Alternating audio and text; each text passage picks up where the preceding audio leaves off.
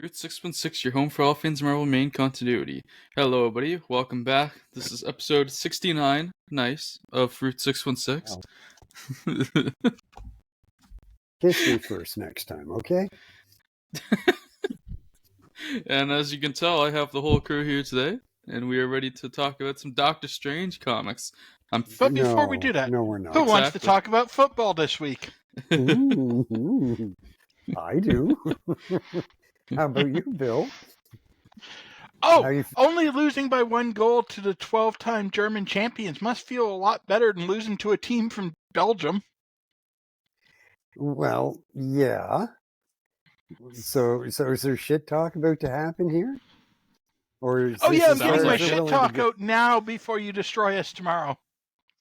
Oh, yeah. So you're not shit talking about tomorrow. Just talking about because I'm not an idiot. I know that the team of kids you fielded against the Belgian team is not the same team we're going to be facing. But I'm still getting my gloating out early. Yeah, we put out the third string kids. Half of them were from the under 13 team. Yeah, I had to listen to you when we did that in the preseason, so now you're getting it in return. Oh, okay. But you feeling confident about tomorrow? Not really, no. Although Rashford is sick, which is a good thing because that'll keep Ten Hag from playing him. Yeah, and he's not going to have Bruno. That's a little concerning. Out. Well, yeah. Bruno got Maguire 2 yellow cards. Is potentially injured. Yeah. Because he got hurt. You might actually stand a chance without them. Yeah, player of the month. Well, actually not having Maguire, as much as it pains me to say it, is concerning. It's going to hurt. It's definitely going to hurt. Because that means there's a chance you guys might actually win. You might field a decent team. So, that worries me. It does.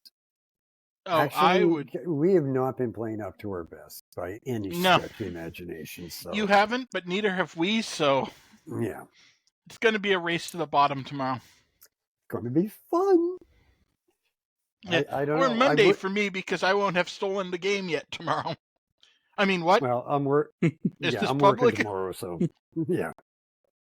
I work tomorrow, so I don't get to listen in on it and everything. I won't know until the end of the day. But yeah, fingers crossed we don't humiliate ourselves. I'll be happy with a draw if we can get one. I'm not expecting us to do another 7-0 fucking dance of death on your heads. All right. No, although if it was going to happen, this is the team for it to happen to. Yeah, it might only be like 3 or something. Yeah, but... I would not be surprised if he got 3. Well, Allison's back, so... Yeah. Yeah. But they didn't play him midweek. I mean, they didn't play anyone who plays with him either, so they're still relatively rusty playing with him back. Yeah. Yeah, this is going to be interesting to see how this plays out. Yeah. I think it was the right choice to play the kids midweek because it's not like you guys needed that game. No, we didn't need the game. We already had first place tied down in the group, so it didn't matter if we won or lost. Yeah, exactly. So it made sense to rest the first team, but... Yeah. So, but beyond that, is there any pop culture news or events or anything? Anybody? Anything? Are we ready with our Christmas movies? We talked about Godzilla last week, so... Yes. Found out there was a Blade game coming. Oh, yeah, I'm still planning on going to it. I was actually looking to see when it came out. But if I wanted to see it this weekend, I'd have to drive an hour away to go see it. No, I don't want to do that. That's a long drive. But, yeah. I hope it's getting a full release, because if not, I will actually drive to Bears Lake. I don't know if it is or not is the question. I mean, they've doubled the number of theaters. Yeah, because it is a Japanese film. But it is still, though. It's still all the stuff release. Showing it were like... All the stuff showing it was like the really big theaters. Yeah. Yeah, it's a very limited release. So... Yeah, so I probably will have to drive into Bears Lake to go see it. Yeah. Yeah. But it'd be worth it. Take my word for it. Definitely be worth it. If my D&D game is canceled due to national security again this week, I'm going to do it tomorrow. That's not a joke. Actually, one of the guys who plays with us works in national security for the RCMP, and last week we had to cancel because something's going on. I have no idea what it is because he can't legally tell us, but... Okay. He said it was a cool story, and once it got released to the public, he'd tell us what it was. Okay. That's cool. So we have to wait and learn. Okay. Anything cool happened to you, Ryan? Did you watch The Muppet Christmas Carol yet? No. Why not? Such a good movie. Because Rob Zombie didn't direct it. Oh, that's right. That's right. And Jim Carrey's not in it. Yeah. Because I've got new ammunition for your shitty movie takes. Oh. This one thinks that the Jim Carrey Grinch is the best version. Sorry, what? Sorry, what? It's my favorite version. What?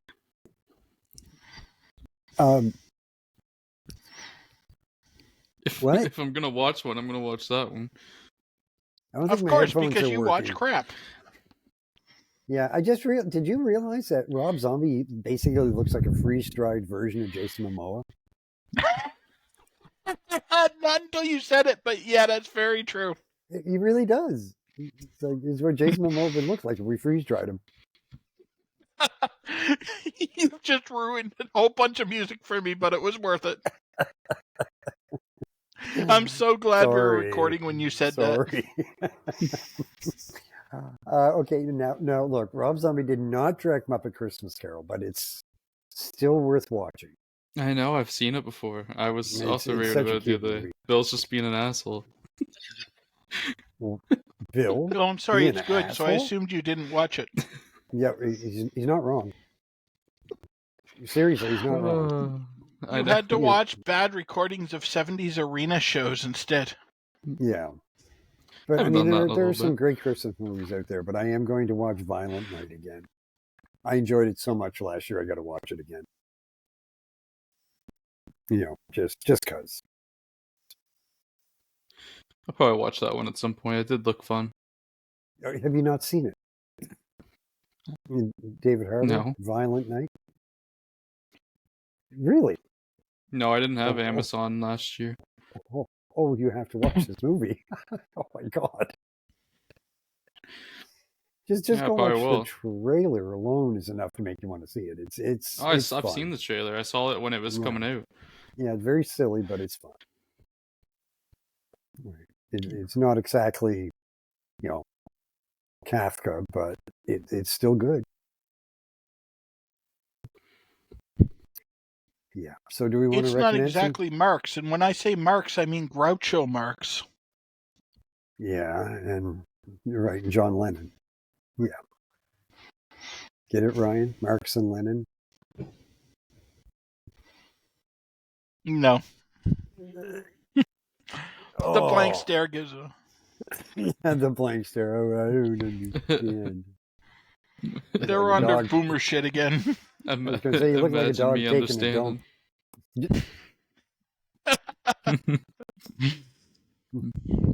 Something's going on. It feels good. You just don't know what it is. Yeah. Oh, boy. Yeah, this could go downhill fast. So let's get right into the stories. Yeah, I mean, might as well accelerate the descent right away. Yeah. Actually, no, this week's pretty good. Yeah, we're going down. Let's do it with style.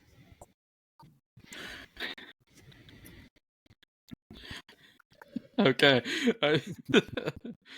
On that note, let's get into Strange Tales number 138, The B Story. Yay. This one's titled If Eternity Should Fail. Stan Lee and Steve Ditko, of course. John Severin on the cover. Sam Rosen on letters. August 1965 release date, 10-page story. And I will take this one away. Of course, this is an all Doctor Strange week again. Okay. Traveling to Eternity's realm, Doctor Strange comes face to face with the living embodiment of Eternity. Strange asks the being to grant him with the power to defeat Dormammu and save his master. However, after much consideration, Eternity decrees that Strange needs no additional power, as he has the means to defeat Dormammu on his own. Traveling back to Earth's dimension, Doctor Strange learns that Baron Mordo has kidnapped the unconscious body of the Ancient One and transported him to the Dark Dimension, and is now being held hostage along with Clea. Strange is then told to duel Mordo for their freedom, and that's where this one ends. Super short summary of a very good issue. Oh. Yes, this is actually a very good read, even though I do take a little issue with one part of it, but I actually gave this one a 4. I actually really enjoyed this one.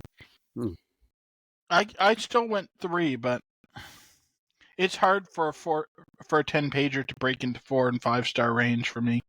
So a little issue and a short story are the same thing? Inquiring minds want to know.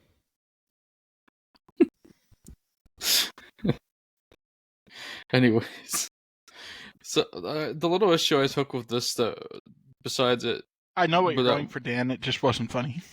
Yeah, that might. It was hilarious. The thing that stopped this from being like the perfect 10 pages for me is the fact that we had all this build up. We had all this build up to get to Eternity, and then Eternity is just like, oh, you have the power to stop them yourself, so I don't know why you hunted me down. Yeah, that was annoying. That was a little bit annoying. They haven't quite figured out pacing properly. They devoted way too much time to something that was going to be a one-issue thing. So yeah, so that was a little lame, but besides that, this was pretty much perfect. Yeah. That's why I got a 4 here. Next time Eternity shows up, he's much better. Yeah, I assumed that was probably the case.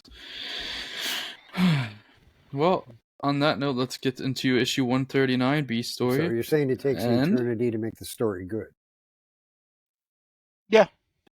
Uh-huh. This one's titled "Beware, Dormammu is watching." Why do I bother? Stanley and I wonder the same thing so many times. Stanley and Steve Ditko, of course. Jack Kirby and Joe Snow on the cover. Artie Simicon letters. September 1965 release date. 10-page story, and hopefully, we pray to God there's nothing here to give Dan some shitty jokes. This is so short. This is so short. There can't be. I mean, he's been relatively restrained about 69 so far, so I'm counting my blessings. Yeah, let's stick to the little issue we've got here. Doctor Strange battles Baron Mordo to save the Ancient. This is fucked up with its just commas everywhere. Doctor Strange battles Baron Mordo to save the Ancient One. Dormammu and his prisoner Clea watch the battle from the Dark Dimension. After a fierce battle, Doctor Strange is able to defeat Mordo, and at that moment, fed up with Mordo's constant bungling, Dormammu transports Strange, Mordo, and the Ancient One to the Dark Dimension. Weren't they in the Dark Dimension already? No, they were on Earth. Oh, battle from the Dark. Okay, I don't know. Whatever. That was the synopsis. That was a short but stupid read. Yeah, that's told you. This is a transition issue. It's pretty much all fight. Shit. So yeah, it's a fun little read, yeah, it's actually not bad, but this is just Strange fighting with Mordo. And I gave this one 3 stars. So did I. I mean, the summary on a lot of these doesn't do justice because not a lot happens in them, but it's very enjoyable while you're reading it. Yes, and Steve Ditko's art does help the process too, because he has some beautiful moments in this art. Yeah. Yeah, that was that one. I guess we'll move steadily forward to Strange Tales number 140. The story, of course. This one's called The Pincers of Power. And Stanley and Steve Ditko here. Jack Kirby, Joe Snow on the cover. Artie Simicon letters. October 1965 release date. 10-page story. And this one is for Bill to cover. All right. Oh, I should probably actually find the Pincers of Power instead of rereading the Hydra story. Yeah. Challenging Doctor Strange to a duel, Dormammu summons all the various lords of other mystical realms to watch the fight. Using their the Pinchers of Power as the choice fighting weapon, they mean chosen fighting weapon, Dormammu has the upper hand until Doctor Strange is able to figure out the devices and start gaining the advantage. When it appears that Doctor Strange is going to win, Mordo, not wanting his master to lose, blasts Doctor Strange with a mystic bolt from behind. This is another pretty much pure fight issue. He's so mean. It's a pretty good one, but it's pure fight. Yeah, I gave this one a 3 as well. Same here. Again, to reiterate what we were saying last week a bit, this arc as a whole is probably better when you read it in one go. It reads some of these would be pretty disappointing if they're your comic of the month. You better hope you like Nick Fury, because you're not getting much from Doctor Strange. But so far we haven't hit one of those, because fight issues are usually good when you're reading comics. Yeah. Yeah, most people with a comic. A lot of people like the brainless fights. Yeah. Well, a lot of people that's what they prefer out of their comics. So. And I mean, that's fair. Comics are a visual medium, and sometimes the more exposition-heavy ones don't have a lot of good visuals. That's also true. Yeah. But anyways, let's move on to issue 141, the B story, Let There Be Victory. This one is titled Stan Lee and Steve Ditko here, of course. Jack Kirby, Frank Giacola on the cover, Artie Simic on letters. November 1965 release date, 10-page story. And Bill gets this one again. Alright. Furious that Mordo would interfere in an honor battle against Doctor Strange, Dormammu banishes his minion. This is actually the last we see of Mordo for a while. Recovering, Doctor Strange then resumes his combat against Dormammu, a fight that Doctor Strange wins. After his defeat, Doctor Strange forces Dormammu to vow never to turn his power against the Earth, a vow that Dormammu begrudgingly accepts. Returning to the Ancient One's cave on Earth, Doctor Strange and the Ancient One are contacted by Dormammu, who forces them to watch helplessly as Dormammu banishes Clea to another dimension. Although Strange wishes to save the girl right away, the Ancient One turns his attention to more earthly matters, namely those tainted by Mordo's black magic, and sends him back to his sanctum to prepare for the coming battles. Before Strange can arrive, however, minions of Baron Mordo have broken into the sanctum and have planted an explosive within Strange's home, hoping that the non-mystical device will destroy their foe. And that's the end of this one. These are all very quick. Yeah. They're an easy read, too. Hopefully they have some, hopefully we have some stuff to talk about at the end. Anyways, this was I'm alright with a shorter episode today. I am too, honestly. Stuff going on. It's coming up on Christmas when we're recording this, and so yes, lives outside of the podcast are getting busy. There's a chance this could end up being the last episode before Christmas. You have a life? We will see what happens. That is a bit of a shock. Some of us didn't lose our families in the Paleolithic. I keep telling you, it wasn't the Paleolithic. It was a fun house. And I ran.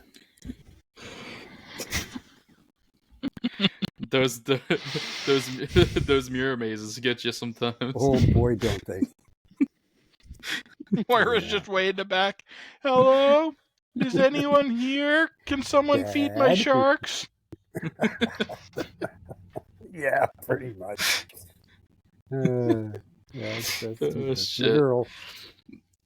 When you were little, trying to explain to her we couldn't get her a shark that could live in the bathtub. Yeah. Well, what about snake, man, Dad? This is. Yeah. I mean, you could throw one of the stuffed sharks in there, but it would probably get kind of moldy after a while. It would. But yeah. That was that was one of those issues that I wish that we could give half stars. I would have given this like a 3.5. Oh, same here. This at moments felt like it was this issue kind of felt like it was a big deal at times while reading it. Problem was the big deal was in the first half. Yeah.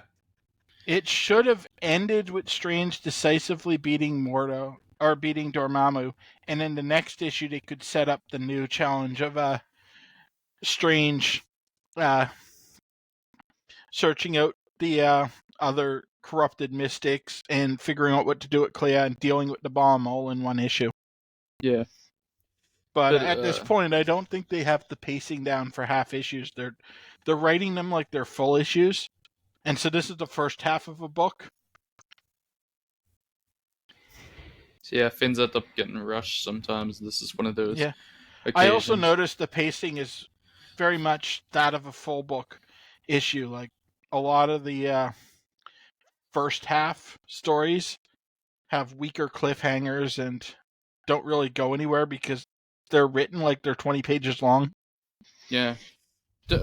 At this time, there's an argument to be made that Doctor Strange probably should have been a full book with how popular it was and how good it was doing and stuff, but... Yeah, but they would have had to cancel something for that to happen. Yeah, it's kind of a shame. Their limitations got to them. Dan, I know exactly which book you want canceled for it, too. If Dan has it his way, there'd be a lot of these books that wouldn't exist. Yeah. Marvel would be like 2 titles that DC just bought up off the estate sale. Yeah, you're not wrong. Yeah. Well, let's get moving forward as we go into issue 142 B story. This one's titled "Those Who Would Destroy Me." With Stan Lee and Steve Ditko still working together at this point, Jack Kirby, Joe Snow on the cover, Artie Simek on letters. December 1965. Release date, Merry Christmas. And 10-page story. And notably, the average star rating has dropped almost half a point between the last issue and this one. Yes. That is important. Anyways, Dan will take this one. Oh, here we go. And we shall enjoy. Really? If you say so. Okay, those who would destroy me. Returning home to his sanctum sanctorum in New York, Dr. Strange detects a bomb placed in his home, not a bomb, placed in his home by the minions of Baron Mordo. Rushing outside, Strange is able to get the explosive out before it can explode. Good, that's a good thing. It's crazy. That is the goal. However, he is attacked by Mordo's minions. God, the alliteration. Who bind him in mystic trappings, hand covers, and masks which prevent casting spells. Taking his cloak and Eye of Agamotto, and they immobilize him. They then set up shop in Strange's sanctum. Although bound, Strange tries to contact the Ancient One. However, he happens to do so just as the Ancient One's astral form travels into the mystical realms to search for Clea. Okay. Hoping to probe Strange's mind, Demonicus? Really? Demonicus? Wow. It's better in the comic. They actually call him Demon. I think the Demon. I think it becomes Demonicus later. Okay. Look, that's their effort to improve the name. I don't know. Yeah. I kind of scrubbed these comics in my mind. They did a great job of improving the name. Demonicus instead gives Strange an opening to escape, immobilizing Demonicus and freeing himself at least of the incapacitation that kept his physical and astral forms moving. However, he is unable to learn the reverse spell for his physical bindings from the demon, because the witch detects Strange's freedom and blocks Demonicus' mind, and then sends Mordo's other followers after him, using his astral form to see and get the drop on his opponents. Dr. Strange manages to escape from his sanctum to begin planning how to get out of his current predicament. Why do I get the feeling you had to be there? Because you really didn't. It was just, boy, that was not thrilling. This is one of the weaker dips in the total overarching this big story. Feels like it was Stan trying to help with a creative idea and not getting why Strange works. This still barely squeaked at a 3 for me, but it was barely a 3, but it's not good compared to what we had been getting. Okay. They touch on some interesting ideas, and I think a stronger team could have actually made this concept work, but they don't get there. Yeah, pretty much sums it up. And now, Yeah, along the same quality as that one. Before we move on, I think the biggest problem with that one was that they've never really defined the rules of Strange operating in his astral form before. Oh, yeah, which would make sense. Yeah, as the reader, you don't know what his limitations are, so it removes a lot of the tension that would come from this, because you're just like, okay, he can just get out of this. Yeah. Well, moving on to our last comic of the day already. This is Strange Tales number 143 B story. This one is titled With None Beside Me. Stanley and Steve Ditko still going. It says Roy Thomas is the writer on this one. That might explain some things, if that's true. Yeah, I think Roy was called in to try to clean this up because Stan and Steve weren't talking. That wouldn't shock me. This does feel like it's at the point where they're not communicating, so that would explain some things. Jack Kirby, Frank Giacola on the cover. Artie Simic on letters. January 1966 release date, 10-page story. And Dan will take us away for this last Strange issue of the day. Okay. With none beside me. Stowing his physical body in a water tower, Doctor Strange decides his first step at defeating Mordo's minions is by reclaiming his cloak of levitation. Battling Caecilius, Strange uses his mental control over the cloak to best his foe.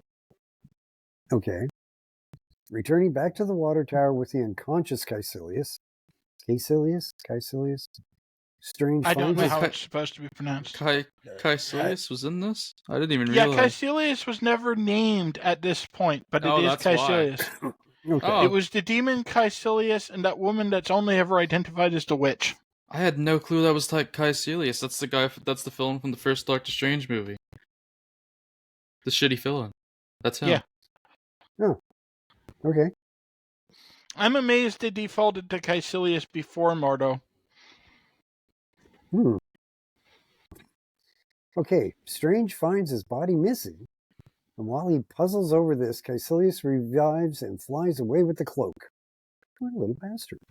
Why would he do that? Seriously.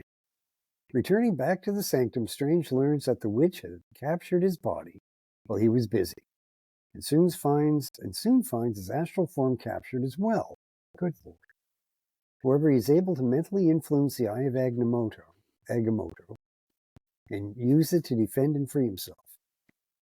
Using its powers to force his will against the witch, he commands her to free his physical body from its bounds.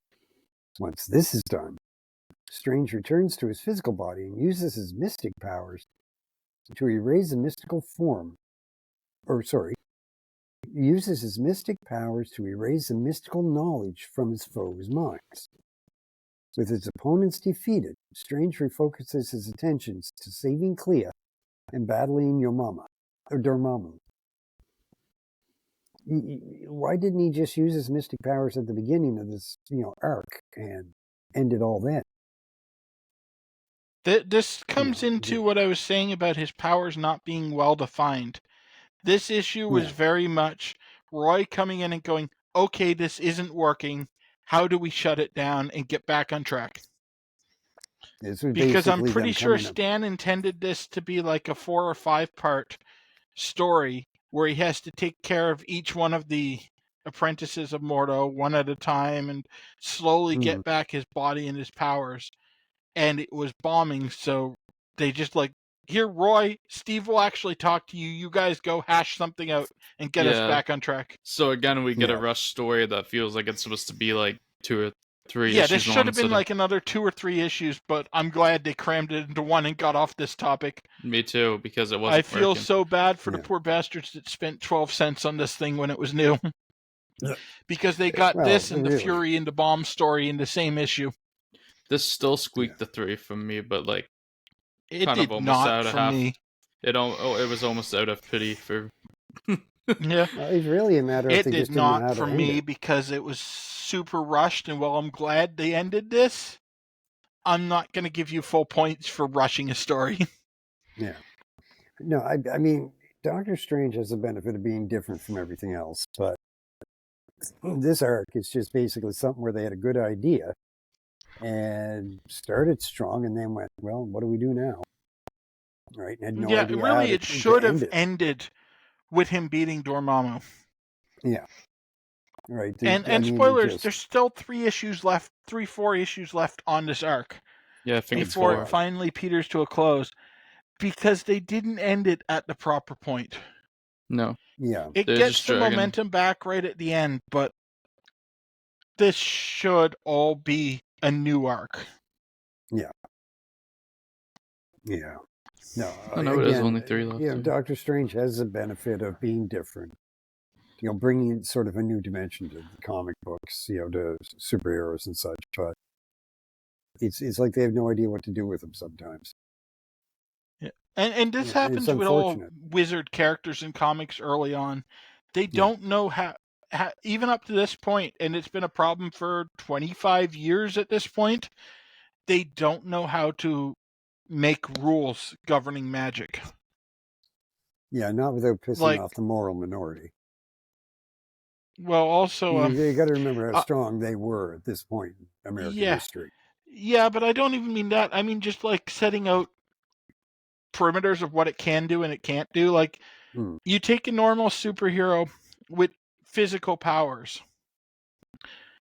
They come up with some bullshit stuff they can do in the fly. But for the most part, you know what Superman's power set is. You know what Batman can do. You know what Iron Man can do. Yeah. But with magic, they're just like, I don't know, it's magic. It can do everything. Yeah. Yeah. No, like I say, I don't think, I mean, the story's terrible, but I still don't really think Doctor Strange was a bad idea in any way. Like, just the fact the character exists is such a breath of fresh air. I mean, and DC Steve was Ditko hanging has some. at this point, DC was getting ready to hang its hat on things like Tarzan, for God's sakes. It was just, it was nice to have something different. You can tell hanging your hat on Tarzan is never a good outcome, I've found. No, but I mean, and I've recently looked at the big Marvel canon to the 616 Tarzan run that happens in the late 70s. Yeah. Yeah, it wasn't pretty. Oh God, that's a depressing thing. I haven't seen so many 1.5 since the 1950s. Yeah. Yeah, it wasn't pretty.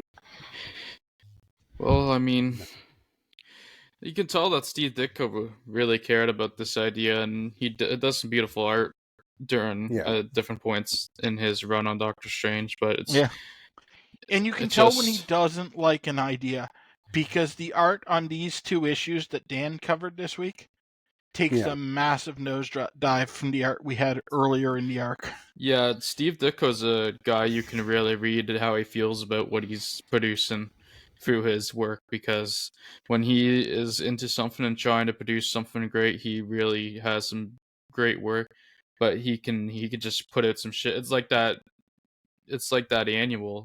I made that Amazing Spider-Man annual too. Yeah, that was another one that it was very obvious Ditko just phoned it in. He phones it in when he's not into an idea. Well, there's a lot of stories got phoned in this era, so. Oh, absolutely. It's more obvious when Ditko's the one doing it. Kirby can hide when he's phoning it in a bit. Yeah, now all Kirby has to do is teach Ten Hag how to hide.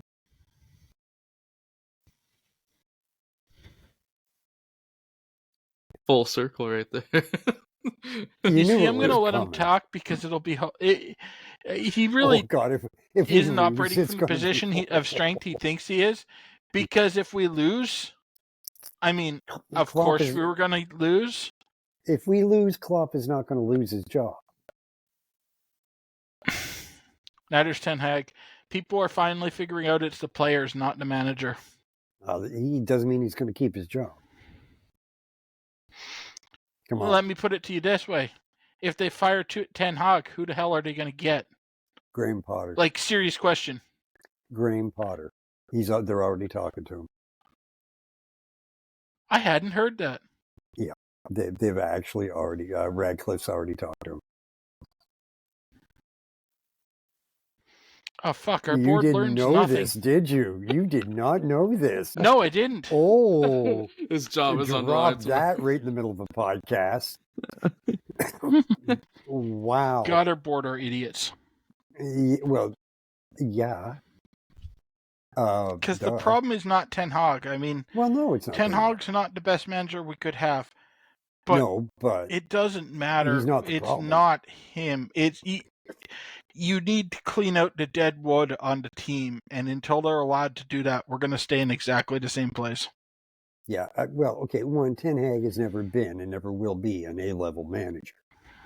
But he's not that bad.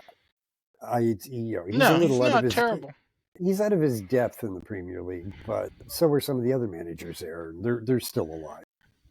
But sometimes so are he's not the problem. He's better than Ole. Yeah. The big problem is that until someone gets the clout with the board to be able to go, all right, we're firing Rashford, we're firing Fernandez, we're firing Anthony, we're firing Sancho. I don't care. Play the kids the rest of the year. The only two on that team I would keep right now are Fernando and Sanchez. I would get rid of every other single player, except maybe Garnacho. Maybe. Yeah. Just Garnacho as the enthusiasm. I mean, depending on how deep we're looking, they definitely want to keep Kobe Manu, I think it is. He's like Manu 18. Yeah. Kobe Manu, I think it is. He's played a couple of games for us, and that kid's going to be something in a couple of years. Yeah, but I mean, they got to get rid of everybody. It's just ugly. Anyway, now that I've completely ruined Bill's day. What are we covering next week, Ryan? Next week we finish up with Doctor Strange for now, as we get Strange Tales issues 144 through 146 Beast Stories, and then the other half of the issue will be back to Iron Man for Tales of Suspense numbers 69 through 71. One of my favorite Iron Man arcs. Yes, it's actually very good Iron Man. So. Okay, we will see if they're telling the truth or if they're just fanboying again. Who knows? We'll find out. Yeah. Anyways. So it's good night for me, and it's good night for him. Yes. Yes, if you're watching this on YouTube, please like, subscribe, comment, even share. Let me do the you get the second part. Sure, fine. Let me set it up, though. We're also available on Google Podcasts, Apple Podcasts, and Spotify. And, of course, if you're on Spotify, click that poll. Let us know. If Ten Hag is your favorite villain of the week. Actually, the menu board. The Glaziers. Not every hero wears cape. No, but the Glaziers are actually a good villain. Yeah. They're actually effective at villainry. Oh, we picked the shitty villain for the sign off. Yeah, we did. Alrighty. Shit. Anyways, that was this week's episode, and Macho Dan is here. Ooh, yeah. And we'll see you later. Step into a Slim Jim, everyone. I saw your nickname before, and I want to fit it in somewhere.